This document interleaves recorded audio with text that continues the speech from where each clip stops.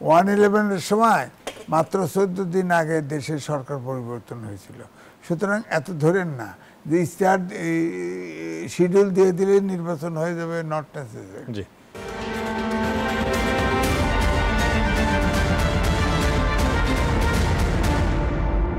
বাংলাদেশ এখন নির্বাচনের ট্রেনে বলেছেন প্রধান নির্বাচন কমিশনার। তিনি প্রধান বিচারপতির সঙ্গে আজ সাক্ষাৎ করেছেন।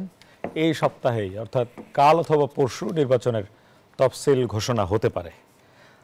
তফসিলের পর অনুমোদনহীন জনসমাবেশ থেকে বিরত থাকার জন্য সরকার জনসাধারণের প্রতি আহ্বান জানিয়েছেন।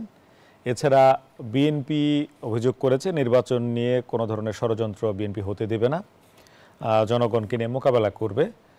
দ্রুত তফসিল ঘোষণার দাবি করেছে জামায়াত। আর নির্বাচন বানচালে 50 প্রার্থীকে টার্গেট কিলিং করা হতে পারে এমন কথা বলেছেন গণ অধিকার পরিষদের সাধারণ সম্পাদক রাশেদ খান। তিনি বলেছেন তার কাছে তথ্য আছে এসব বিষয়ে। সব মিলিয়ে এই যে নির্বাচনের ট্রেন যাত্রা করছে, এই যাত্রাপথ কতটা নির্বিঘ্ন এ নিয়ে কথা বলতে চাই। দুজন অতিথি আমাদের সঙ্গে স্টুডিওতে আছেন। আরআইসিএল স্টিল জনতন্ত্র গণতন্ত্রে আমার ডানে আছেন অধ্যাপক আশরাফ আলী আকন, প্রেসিডিয়াম সদস্য, ইসলামী আন্দোলন বাংলাদেশ। স্বাগত আপনাকে। আর সর্বডানে আছেন জনাব এম এ আজিজ, সিনিয়র সাংবাদিক। স্বাগত আপনাকেও। আপনাদের সঙ্গে গোটা আয়োজন জুড়ে আছি আমি শেখ জায়েদ।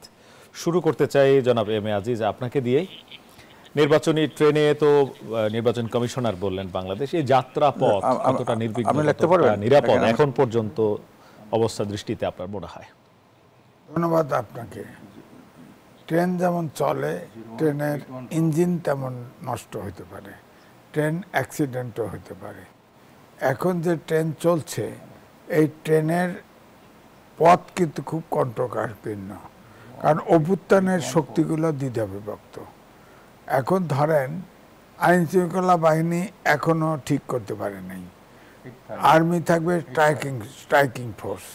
তো মোটামুটি যে নির্বাচনের স্টেক হোল্ডার, ধরে নিচ্ছি সরকার ঠিক আছে, ধরে নিচ্ছি ইলেকশন কমিশন ঠিক আছে, তারপরেই তো ঠিক নাই, আইন শৃঙ্খলা বাহিনী ঠিক নাই, প্রশাসন ঠিক নাই, অভ্যুত্থানের শক্তিগুলো ঠিক নাই। এখন ধরেন একটা সেন্টারে বড় দল যদি আমি দুটো জোটই ধরি, ধরেন ইসলামিক আন্দোলন, জামাত ইসলাম, এদিকে বিএনপি বা তারা মিলে একটা সেন্টারে 200-400 লোক গেল, হাঙ্গামা শুরু হলো। তখন তো পাট খেতে ব্যালট বক্স নিয়ে দৌড়াবে অথবা ধান কাটে দৌড়াবে, কে ঠেকাবে? সুতরাং যতক্ষণ পর্যন্ত অভ্যুত্থানের শক্তি অন্তত পক্ষে সবাই আন্তরিকভাবে একটা নিরপেক্ষ নির্বাচনের ব্যাপারে একমত না হবে, অর্থাৎ বাহ্যিকভাবে, অর্থাৎ ততক্ষণ পর্যন্ত কিন্তু নির্বাচন নিয়ে শঙ্কা থাকবে। এখন আপনি রিক্সায় ওঠেন, দেখেন আপনাকে চিনলে জিজ্ঞেস করবে নির্বাচন হবে তো, এখনো শঙ্কা কাটে নাই। কারণ ডক্টর মোহাম্মদ ইউনূস প্রথম থেকেই যদুই কিন্তু ছাড়া কোনো কথা বলে নাই। এখন তার কথা কেউ বিশ্বাস করে না, এর ভিতরে চাল আছে কিনা, এর ভিতরে ঠিক আছে কিনা, এরকম। সুতরাং আর আমাদের দেশে প্রত্যেক নির্বাচনের সময় পরাশক্তিগুলো অ্যাক্টিভ থাকে, পরাশক্তির নিজস্ব এজেন্ডা আছে। আমি কিন্তু যুগান্তরেও লিখেছিলাম ভূ রাজনীতির ফাঁদে বাংলাদেশ। এখন রিয়েলি ভূ রাজনীতির ফাঁদে বাংলাদেশ পড়েছে। আমি বলবো দেখেন, ওই গার্মেন্টস ইন্ডাস্ট্রি এক্সপোর্টের উপরে ট্যাক্স বসালো না আমেরিকা, তখন তো নেগোশিয়েট করতে গেছে, যা কিন্তু গোপন চুক্তি করে আসছে, চুক্তিটা আজ পর্যন্ত জানি না। অন্তর্বর্তীকালীন সরকার গোপন চুক্তি করে কেন? এভাবে কোনো রাজনৈতিক দল কিছু বলে না। বলেন, গোপন চুক্তি একটা নির্বাচিত সরকার করবে কেন? গোপন চুক্তি গণতান্ত্রিক দেশে কেন হবে আপনি বলেন? গোপন চুক্তি করছে। এখন আপনি দেখেন 2টা পোর্ট বিদেশি ধারাতে দিয়ে দিছে, মানবিক করিডোর দিবে না, এটার নিশ্চয়তা কি?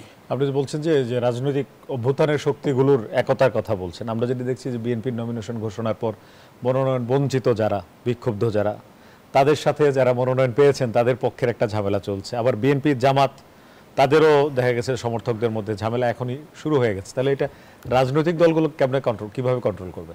রাজনৈতিক দলগুলো যার যার দল তাকে কন্ট্রোল করতে হবে। তারা তো সরকার তো পিঠায় তাদের ঠিক করতে পারে। দলের হিসেব অনুযায়ী তো সর্বোচ্চ শাস্তি তাদের বহিষ্কার, বিভিন্ন কারণে তারা বহিষ্কার করেন, কিন্তু এটা তো কন্ট্রোল করতে পারছেন না। বহিষ্কার হলে ধরেন বিএনপির অনেক বহিষ্কার করছে, প্রায় 5-7 হয়ে পারে। তো এদেরকে তো বলে তারা মুখে যে তাদেরকে আপনার গ্রেপ্তার করুক না কেন, এখন আইন শৃঙ্খলা বাহিনী তো এখনো স্টমার থেকে ওঠে নাই।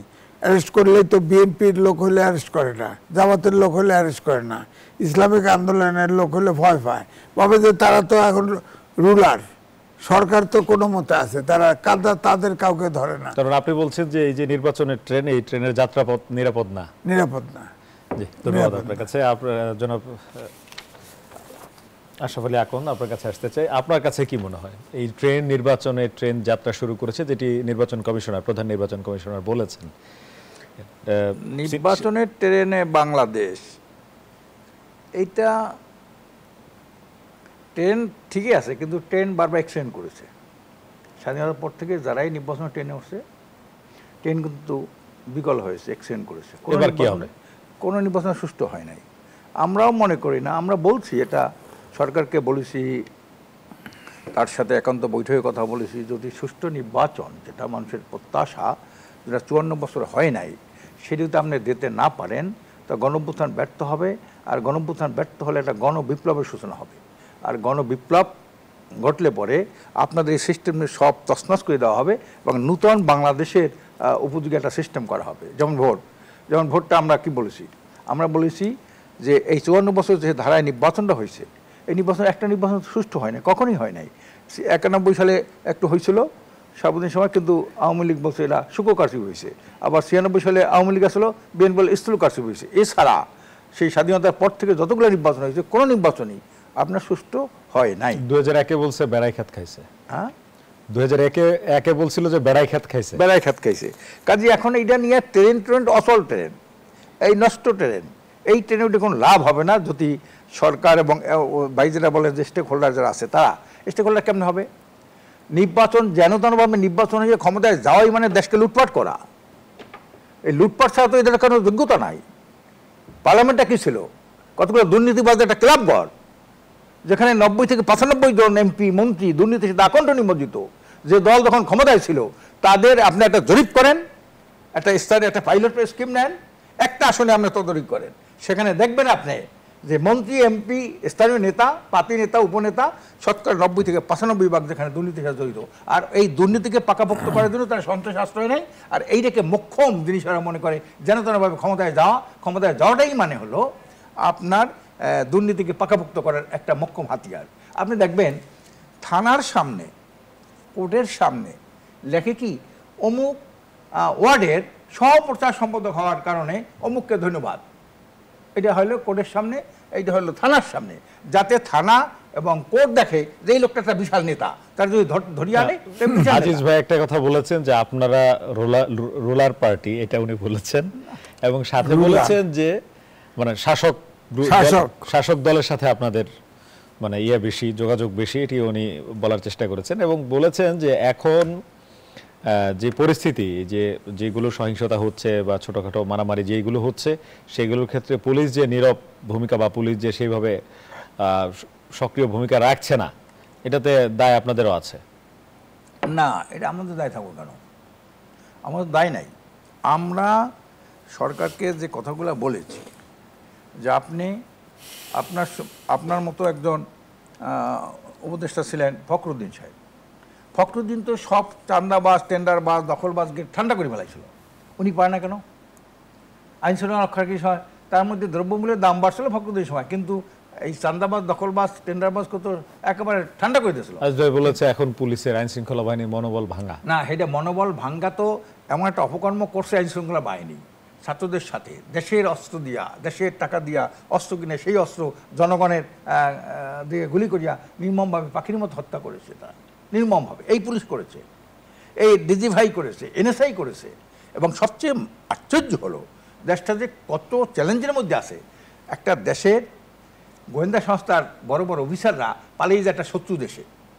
আমার ডিজিফাই মানে আমার অস্ত্র কোথায় কী আছে, গোলাপ এইটা জানে। এনএসআই দেশের নিরাপত্তা কী আছে জানে। এই লোকগুলো কোথায় পালিয়ে গেল? ভারতে। ভারতের যে কর্মকাণ্ড, ভারতকে কি আর বন্ধুরাষ্ট্র বলা যায়? ভারতের প্রত্যেকটা পদক্ষেপ আপনাকে গ্রহণ দেখেন, একটা আন্তর্জাতিক নদী চুক্তি ভায়োলেট করে দেশটাকে শুকনার দিনে মরুভূমি বানায়, আবার বর্ষার দিনে এটাকে একটা সাগর বানাই দেয়। এই যে একটা শত্রু রাষ্ট্র, পাখির মতো লোককে সীমান্তে হত্যা করে কাঁটাতারের বেড়া। বিশ্বে কোথাও আসে একটা দেশকে এইভাবে ঘেরাও করে রাখে, তিন দিকে, একদিকে বঙ্গোপসাগর আর তিন দিকে ভারত ঘেরাও করে রাখে, এরকম কোথাও আসে বলেন? আমার বন্ধু রাষ্ট্র কি সেই দেশে চলে যায় কারা? গোয়েন্দার সংস্থার লোকেরা। কত বড়! এবং এই দেশে যারা ক্ষমতায় ছিলেন, মন্ত্রী, এমপি, তারা যায় ওখানে, দেশের সমস্ত গোপন তথ্য তাদের কাছে তারা আপনার সরবরাহ করে।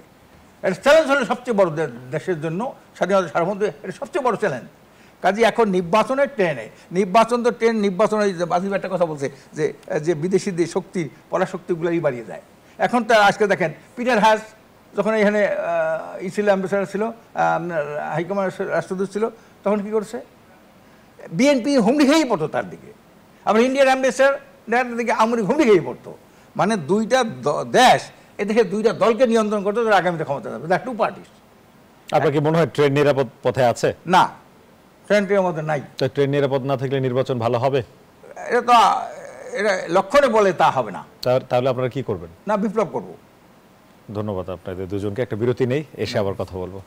দর্শক, কথা বলছিলাম নির্বাচনী ট্রেনের যাত্রা শুরু করেছে, নির্বাচন কমিশনার বলেছেন। ভোট প্রসঙ্গে আরো কথা হবে, একটা বিরতি নিচ্ছি, ফিরছি একটু পর, সাথেই থাকুন।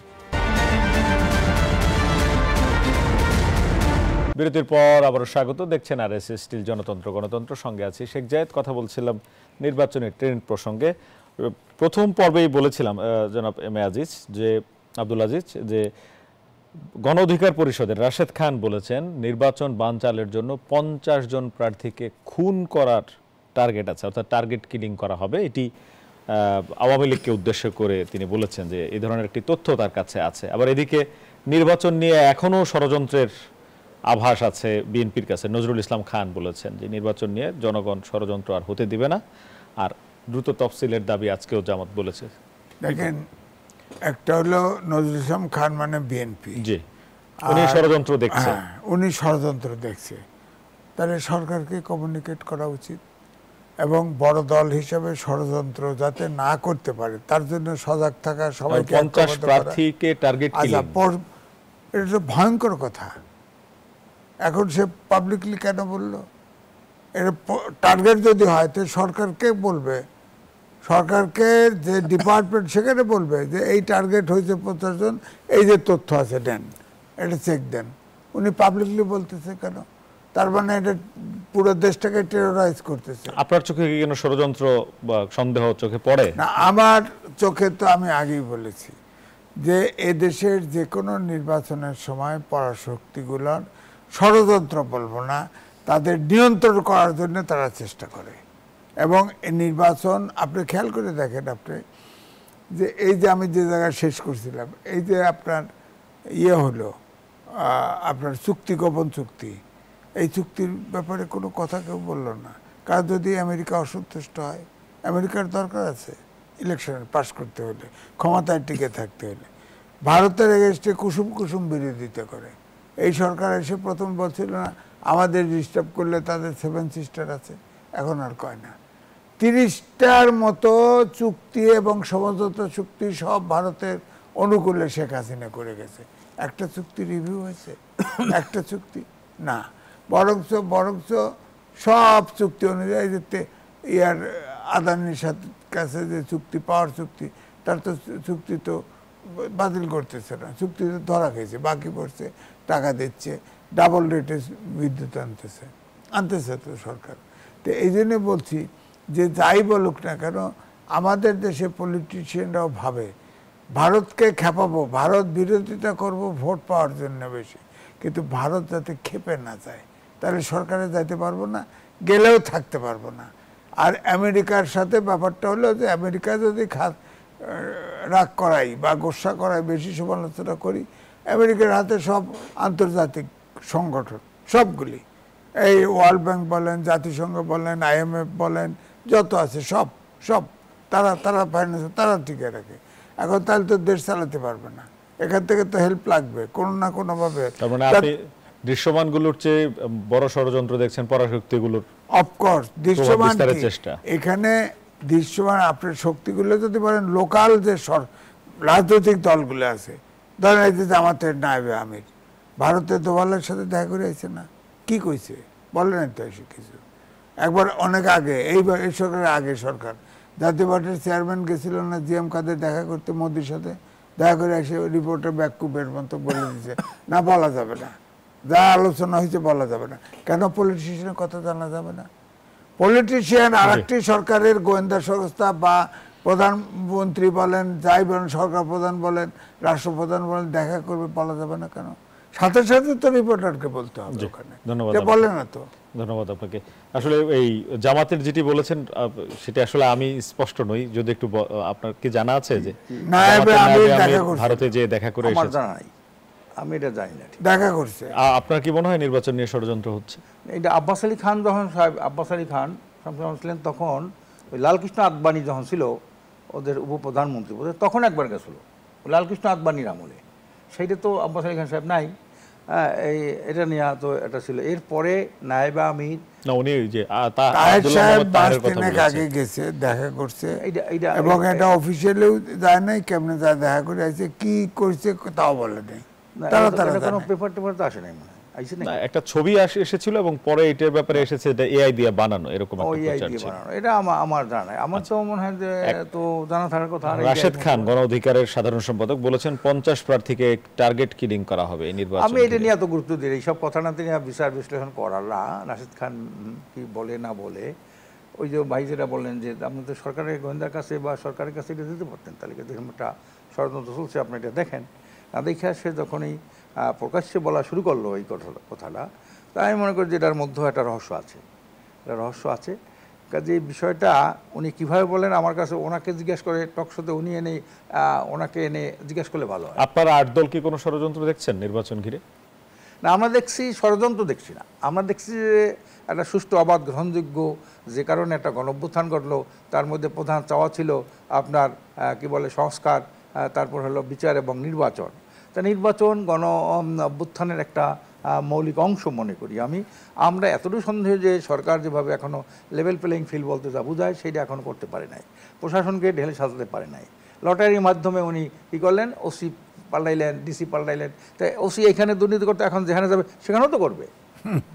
হ্যাঁ, একই তো। এই যে লটারির মাধ্যমে যে এক জায়গা থেকে লটারির দাবি তো আপনাদের আন্দোলনের শরিক জামাতের পক্ষ থেকে ছিল না, জামাতের পক্ষ থেকে এটা আমি জিজ্ঞাসা করছি যে এটার বাস্তবতা কি। আপনি মনে করেন আপনি এই থানার ওসি, কিন্তু আপনি গেলেন ওই থানায়, ওনারা হলো এই থানায়, তাহলে আপনি তো এখানে যা করছেন ওখানেও তাই করবেন, তো একই তো। এই লটারি দিয়ে যোগ্যতার ভিত্তিতে, সততার মাধ্যমে, তার বিগত দিনের রেকর্ড কি, তার অবস্থা কি, এটা না জানিয়ে আপনি লটারির মাধ্যমে দিয়ে দিলেন। আচ্ছা, আমরা হচ্ছে একটা বিরতিতে যাব, তার আগে আপনার কাছে আরেকটা প্রশ্ন, সেটি হচ্ছে আপনারা গণভোট মানে পিআর গণভোট এগুলোর যে দাবিগুলো ছিল এগুলো থেকে তাহলে সরে এসেছেন? না, এটা তো মানে গণভোট নির্বাচনের আগে হয় দাবি থেকে সরে এসেছেন? চলতেই থাকবে না, গণভোট যে একই দিনে হওয়ার বিরোধিতা করছিলেন আপনারা, সেটা থেকে সরে এসেছেন? গণভোটের এখন একদিনে তো সরকার ঘোষণা করে ফেলেছে, কিন্তু আমাদের নিয়ম হলো যদি এই যে গণভোট একদিন হয়, এটাও সুষ্ঠু নির্বাচন না হওয়ার পিছনে একটা কারণ, পিআর পদ্ধতি না হয় এটাও একটা কারণ, আইন লেভেল ফিলিং না এটাও একটা কারণ, অনেকগুলো বহুবিধ কারণ আমরা ফাইন্ড আউট করছি একটা সুষ্ঠু, অবাধ, গ্রহণযোগ্য নির্বাচন না হওয়ার। কিন্তু আপনাদের এই দাবিগুলোকেই বিএনপির পক্ষ থেকে নির্বাচন পেছানোর ষড়যন্ত্র বলা হচ্ছিল তখন? না, বিএনপি তো অনেক কিছুই বলে, তারা তো কখন কি কোনটা বলে। এখন তো বিএনপি নির্বাচন পিছাতে চায় বিএনপি, তাই তো নির্বাচন পিছিয়ে তাদের কথা মতো। আর এই সরকার কেন পিছাতে চায়? না, পিছাতে চায় তো মনে করেন বিএনপি নেতাকে, কে নেতা, একজন তো মৃত্যুর সাথে পাঞ্জা লড়তেছে, এবং সে অনেকেই তো অধিকাংশ জনগণ এবং অধিকাংশ বুদ্ধিজীবীরা তারা বলছে উনি ক্লিনিক্যাল ডেথ, ওনার দিয়ে আর এদেশে রাজনীতি করা বা এই ধরনের নেতৃত্ব দেওয়া সম্ভব না। আর একজনের তো এদেশে নাগরিকত্ব নেই, তার এনআইডি নাই, তার ভোটার নাই এদেশে, সে তো কিছুই নাই।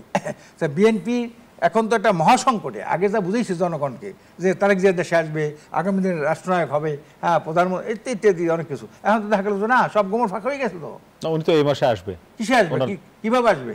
আসলে তো একদিনের জন্য তো বলছে ট্রাভেল পাস দেবে, উনি কি জন্য কিভাবে আসবে, উনি দেশে আসবে কিভাবে? উনি অ্যাসাইলামে আছে না ইংল্যান্ডে, উনি না আসলে কি আপনাদের সুবিধা? না, সুবিধাতে কিছু আসে যায় না, ওটার ব্যক্তির উপরে আমরা কোনো নির্ভর করি না, আমরা সিস্টেমকে বিশ্বাস করি। সিস্টেম ভালো হইলে দেশ ভালো হবে, সিস্টেম খারাপ হলে আমরা বহু নেতার পরিবর্তন দেখছি, কিন্তু দেশের কোনো পরিবর্তন হয় না। এই জন্য আমরা বলছি শুধু নেতা নয়, নীতিরও পরিবর্তন চাই। এটা হলো আমাদের একটা স্লোগান আছে, শুধু নেতা নয়, নীতিরও পরিবর্তন চাই। হ্যাঁ, এইটা হলো আমাদের একটা মৌলিক স্লোগান, এইটা আমরা চাই। তারেক জিয়া কি করবে না করবে, কি আসবে না আসবে, কিভাবে আসবে, এবং তার বিগত দিনের কর্মকাণ্ড যেটা বিভিন্ন পত্র এখনো বের হচ্ছে, তার বিগত দিনের ফেসবুক এখনই তার বিরুদ্ধে কর্মকাণ্ড দেখা যায়। এখন এইটাকে কিভাবে উনি উতরাবেন, কিভাবে তার দল সামলাবেন এই কথাগুলা, এরপরও এখান থেকে তাকে ব্যাপারে এত এত অতিরঞ্জিত কথা বলে কেউ কোনো নেতা। চাটুকারিতার একটা সীমা থাকে। কেউ বলছে ওনার নাম নিলে উজু করতে হবে, এটা বলছে না। তারেক জিয়ার নাম নিতে হলে উজু করা লাগবে, এটা বলছে না। তার কাছে এভাবে অতিরঞ্জিত কথা। আর ওনার আব্বা কী করছেন, বাঙ্গা সুটকেস সেটা গেছে, যেটা আমরা সবাই জানি। ওনার একটা বৈশিষ্ট্য ছিল, উনি যখন খাল কাটতে গেছে তখন তো এই অবস্থা ছিল। সাদামাটা একজন লোক ছিল, আমি দেখেছি ওনার সাথে সামনাসামনি একটা সাক্ষাৎকারে আমার একটা সুযোগ হয়েছিল জিয়া রহমানের সাথে। হ্যাঁ, এবং উনি একসময় বলছিলেন, এই তুমি দেখা করো আমার সাথে। এখন এই সব ঘটনা আমরা তো জানি, কিন্তু তারপরে কি, এখন ওই একটা প্রবাদ আছে যে দাদার নামে গাদা, বাপের নামে আদা, নিজের নামে শাহজাদা। তার বাপ কী করছিল, মা কী করছিল, দাদাই কী করছিল, এইটা তো বড় কথা না, নিজে কি করলো, তার ব্যাপারে যে অভিযোগগুলো সেগুলো সে কীভাবে ঘন্টা। আজকে বলছে যে আমি আমি যা করছি বিগত দিন আমার ভুল হয়েছে, এইবার আমি দুর্নীতিমুক্ত দেশ করব। তো উনি তো এই দেশের এখন পর্যন্ত নাগরিক হয় নাই, ভোটার হয় নাই, উনি কীভাবে আসবে? উনি যে কথাটা বলে একটা আতঙ্ক ছড়াই দিল যে আমার বাংলাদেশে যাওয়াটা এটা আমার একক সিদ্ধান্তে নির্ভর করে না। মানে কি, তুমি আটকা কোথায়, উনি কার নিয়ন্ত্রণে আছে ওখানে? এই কথা মারাত্মক না। উনি এজাবজা বলছে না, বলছে আমার যাওয়াটা এই সময় যার মা মৃত্যুর সাথে পাঞ্জা লড়তেছে, এখন একমাত্র সন্তান, জীবিত সন্তান, তার তো এখানে আসা এখন তো দরকার ছিল। কিন্তু উনি কিভাবে বলে যে আমার যাওয়াটা আসাটা এটা আমার নিয়ন্ত্রণাধীন নয়। কিন্তু যে আপনি যেটি বলছেন যে রাজনীতিতে ওনার অবদান, উনি কিভাবে বিদেশ গেছেন, কিভাবে নির্যাতিত হয়েছিলেন, সেটা তো আপনি নিশ্চয়ই জানেন। না না, নির্যাতিত হয়েছিলেন এটা তো শুধু উনি, এবং এই জুলাই বিপ্লব এবং দেশের রাজনীতি এগুলো ওখানে বসে বসে কেন হয়েছে, মানে নির্যাতিত কেন হয়েছে, কেন উনি একটা রাষ্ট্রের সেনাপতি, রাষ্ট্রপতি, হ্যাঁ, তারপর একটা প্রধানমন্ত্রী 3 বারে, তার ছেলে, উনি নির্যাতিত কেন হবে? নির্যাতিত কেন হবে বলেন, এটা খুঁজে বের করেন। এটা কেন হয়েছে, উনি নির্যাতিত কেন হয়েছেন? উনি কি বিদেশে গেলেন, বিদেশে যাওয়ার সময় উনি কি চুক্তি করে গেলেন, হ্যাঁ, স্টাম্পে কি লেখা দিয়ে গেলেন? এবং তার বেগম খালেদা জিয়া তো বলছে আমার ছেলে আর কিছু করবে না, তাকে চিকিৎসা বিদেশে পারেন, ও আর রাজনীতি করবে না, বলছে না? এটা তো যে কোনো মাই সন্তানের উপর অবৈধ নির্যাতন হলে তারপরে তার নাগরিকত্ব, এদেশে নাগরিকত্ব যাবে কোথায়? নাগরিকত্ব তো আবার মানে এনি টাইম সরকার পাস দিয়ে দিবে বললো তো সরকার। না, পাস এক জিনিস আর নাগরিকত্ব এক জিনিস, পাসপোর্ট এক জিনিস আর আপনার কি বলে ট্রাভেল পাস এক জিনিস, এটা দেখ না। কাজে এই জন্যে আমার মনে হয় দেশের মানুষ সজাগ হয়েছে। আর এইভাবে বাপ দাদার নাম নিয়ে কেউ রাজনীতি করবে, আমার বাপ অমুক ছিল, আমার মা অমুক ছিল, আমি কি ছিলাম, এইটা হলো বড় জিনিস এখন দেশে। মানুষ জানতে চায় আমাকে, আমার বাপ দাদাকে না, আমাকে। কাজে এই জন্যে আমার মনে হয় মানুষ জাগছে। আর এই দেশের জনগণকে আমি অনেক যেখানেই যাই আমি জনগণকে স্যালুট জানাই। এই জন্য স্যালুট জানাই, জনগণ যারে ভালো বলে মাথার 14 হাত উপর উঠায়, যারে ভালোবাসে না 14 হাত মাথার নিচে দামাই দেয়। এটা কিন্তু আপনাকে শুনবো একটা বিরতি থেকে এসে শুনি, সময় হয়েছে বিরতির। বিরতির সময় হয়েছে, জি একটু বলা যাবে না? বিরতি থেকে এসে। আচ্ছা ঠিক আছে, দর্শক একটা বিরতি নিচ্ছি, ফিরে এসে আবার কথা হবে, সঙ্গে থাকুন।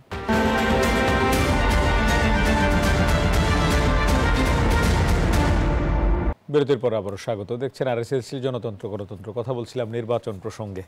ট্রেন ঠিকভাবে চলছে না, যেমনটি দুজন অতিথি বলছিলেন, এমএজিস। তাহলে এই ট্রেন যেখানে থামবে সেখানে পরিবেশ কি শান্ত থাকবে না অশান্ত থাকবে? আপনাকে দেখেন, ডাইরেক্টলি আর ইনডাইরেক্টলি সব পার্টি বিদেশিদের কাছে ধরা, সুতরাং তাদের উপরে নির্ভর করে। আমি বলবো সব দল অভ্যুত্থানের বিশেষ করে শক্তি যদি একমত হয়, নির্বাচন আমরা নিরপেক্ষ একটা নির্বাচন উপহার দেব জাতি, সম্ভব। কিন্তু এরা এক হবে না, কারণ তারা প্রতিদ্বন্দ্বিতা এত নামছে। সুতরাং নির্বাচনের ট্রেন যে কোনো সময় থেমে যেতে পারে। 1/11-এর সময় মাত্র 14 দিন আগে দেশের সরকার পরিবর্তন হয়েছিল। সুতরাং এত ধরেন না যে ইস্তাহার শিডিউল দিয়ে দিলে নির্বাচন হয়ে যাবে, নট নেসেসারি। বুঝেন? ধন্যবাদ আপনাকে। জনাব আশরাফ আলী আকন, উনি বলছেন যে নির্বাচন ট্রেন যে কোনো সময় থেমে যেতে পারে। আপনারা তো আমরা তাই মনে করি যে ওনার এখনো যে বক্তব্য। আর সবচেয়ে আশ্চর্য হইল 15 ফেব্রুয়ারি প্রথমার্ধে নির্বাচন, এই কথাটা এত বেশি বললো একজন সরকার প্রধান।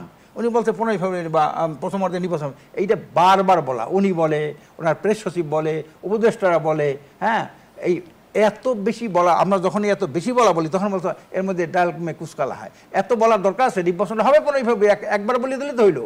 এবং এই 15 ফেব্রুয়ারি নির্বাচনটা আসলো কোত্থেকে, কার সাথে বৈঠক করবেন এই কথাটা বললেন? একজন প্রধান উপদেষ্টা একটা দলের প্রধানের সাথে ভারপ্রাপ্ত উপপ্রধান আর কি, ভারপ্রাপ্ত চেয়ারম্যান, তার সাথে কথা বলে উনি নির্বাচন তারিখটা ঘোষণা করতে পারেন না। এবং যা কিছু বলছেন না বলছেন, উনি একটা যৌথ প্রেস ব্রিফিং করতে তো পারেন না। উনি বলছেন নির্বাচনী ট্রেন স্টেশনে পৌঁছাবে কিনা এটি নিয়ে সন্দেহ আছে। হ্যাঁ, এইটা তো আমরা ওইটা বলি না, যে আমরা বলি যে নির্বাচন সুষ্ঠু হওয়ার ব্যাপারে অনেকে সন্দেহ পোষণ করে। উনি একটা সুষ্ঠু সুন্দর নির্বাচন, 53 বছরের যে অবস্থা হয়েছে, নির্বাচন সুষ্ঠু হয় নাই, এইটাকে সামনে রেখে উনি একটা সুষ্ঠু নির্বাচন দিতে পারবেন, এখন পর্যন্ত ওনার কার্যক্রমে সেটা প্রমাণ হয় না। ধন্যবাদ আপনাদের দুজনকে আমাদের আজকের আলোচনায় অংশ নিয়ে গুরুত্বপূর্ণ মতামত দেওয়ার জন্য। কাল অথবা পরশুদিন প্রধান নির্বাচন কমিশনার নির্বাচনের তফসিল ঘোষণা করবেন। রাজনৈতিক দলগুলো যে বক্তব্যই দেখ না কেন, তারা কিন্তু রাজনীতির মাঠে, ভোটের মাঠে কিন্তু সরব আছে এবং প্রার্থী ঘোষণা করে নিজেরা প্রচারণা চালাচ্ছেন। বিএনপির যে প্রার্থীগুলো ঘোষণা করা হয়েছে, যারা মনোনয়ন বঞ্চিত আছেন তারা এখনও চেষ্টা করছেন যে যদি মনোনয়ন পাওয়া যায় দৃষ্টি আকর্ষণের চেষ্টা করছেন। এছাড়া জামায়াত সহ 8 দলীয় জোটের পক্ষ থেকে এখন চূড়ান্তভাবে প্রার্থী বাছাই কার্যক্রম শুরু হয়েছে। সব মিলিয়ে নির্বাচন করার প্রস্তুতি সবাই নিচ্ছেন। দেশের মানুষের প্রত্যাশা উৎসবমুখর পরিবেশে একটি সুন্দর, সুষ্ঠু, অবাধ নির্বাচন অনুষ্ঠিত হবে, সেই প্রত্যাশায় সবাই। আজকের আয়োজন এখানে শেষ করছি। আগামীকাল অন্য কোনো বিষয়ে আবার কথা হবে। ভালো থাকবেন সবাই।